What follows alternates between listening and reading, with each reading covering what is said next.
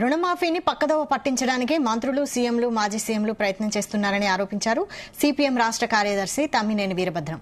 2 లక్షల రూపాయల రుణమాఫీ చేస్తే 31,000 కోట్లు ఖర్చవుతుందని కాంగ్రెస్ నాయకులు చెప్పారన్నారు. ఇప్పుడు 18,000 కోట్లు రుణమాఫీ చేసి పూర్తిగా రుణమాఫీ అయ్యింది అంటే ఎలా అని ప్రశ్నించారు.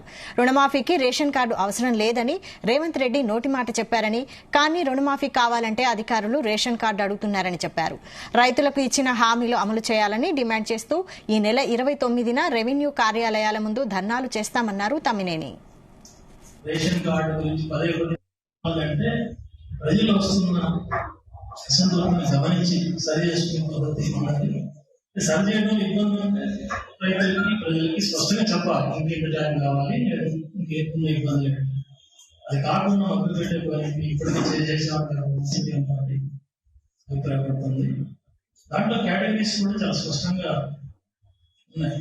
చనిపోయిన వాళ్ళకి ఉన్నాయి, అట్లాగే 4 బ్యాంకులు ఉన్న వాళ్ళకి బ్యాంకులను తీసుకుని రేషన్ కార్డు గురించి పదే చర్చ జరిగింది. ముఖ్యమంత్రి గారు స్వయంగా ప్రకటించాడు. ఏమంటే రేషన్ కార్డు అనేది ఒక రేషన్ కార్డు చేసుకున్నాం, మిగతా వాళ్ళకి ఇవ్వలేదని చెప్తున్నారు. రేషన్ కార్డు లేని వాళ్ళకి ఇవ్వట్లేదని చెప్తున్నారు. ఇది కరెక్ట్ కాదు. రేషన్ కార్డు లేకపోయినా సరే రుణమాఫీ చేస్తాం స్పష్టంగా ప్రకటించాడు. ఆయన మాటల్లో ప్రకటించాడు. అతని జీవులో మాత్రం మార్పు లేదు. జీవులు యాస్టేజ్గా కూడా అవన్నీ మాఫీ కాలేదు. అంటే ప్రజలు వస్తున్న అసంతృప్తిని గమనించి సరి చేసుకునే పద్ధతి ఉన్నది.